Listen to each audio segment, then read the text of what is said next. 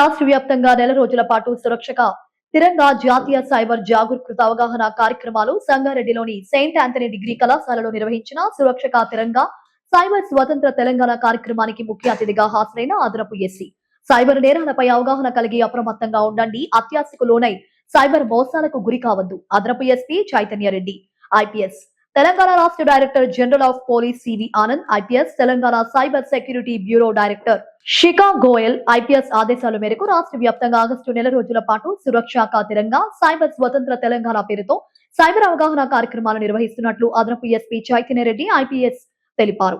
August నెల తొలి బుధవారం నిర్వహించే జాతీయ సైబర్ జాగరూకత దివస్ సందర్భంగా సంగారెడ్డి పట్టణంలోని సెయింట్ ఆంథనీ డిగ్రీ కళాశాలలో నిర్వహించిన సురక్షక తిరంగా సైబర్ స్వతంత్ర తెలంగాణ సైబర్ అవగాహన కార్యక్రమానికి ముఖ్య అతిథిగా హాజరైన అదనపు ఎస్పీ చైతన్యరెడ్డి మాట్లాడుతూ నేటి డిజిటల్ యుగంలో ప్రజలు ఎదుర్కొంటున్న అతిపెద్ద సవాలులో సైబర్ నేరాలు ఒకటని అన్నారు.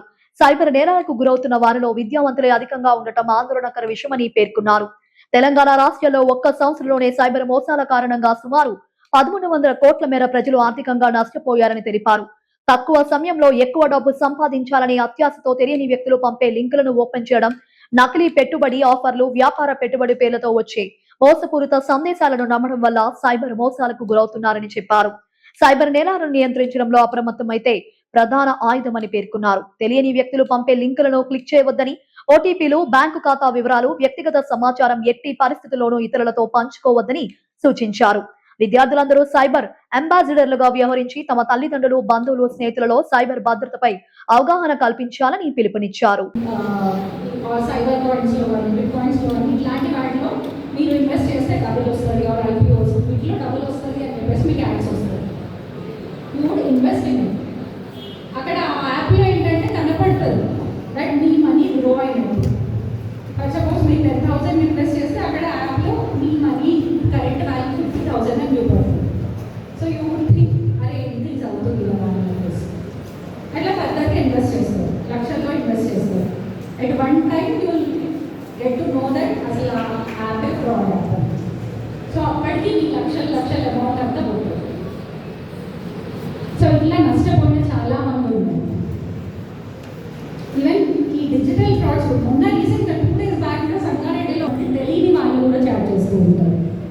ఇనిషియల్లీ ట్రస్ట్ చేస్తాం వాళ్ళు, బికాస్ మన పేరెంట్స్ ఎప్పుడైనా మనతోటి టఫ్గా మాట్లాడతారు. They would want us to be disciplined. Whereas ఆ అదర్ పర్సన్ చాట్ చేసే పర్సన్ ఎప్పుడైనా మనతోటి లవబుల్గా మాట్లాడతారు.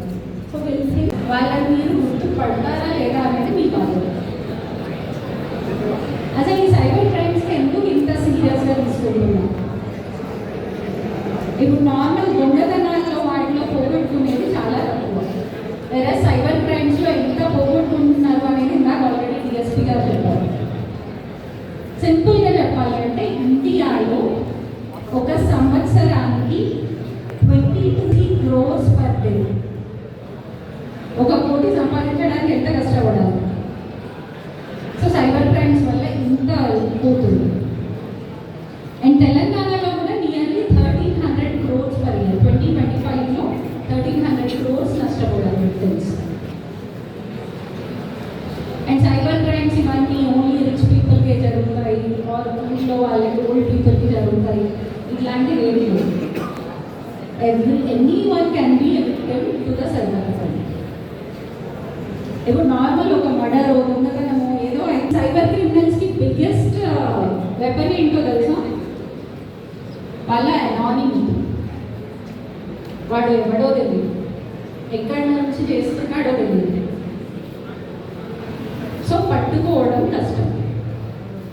సో అట్లాంటి కేసులో the best weapon that we have is alertness. జాగ్రత్తగా ఉండడం is the major weapon that we have.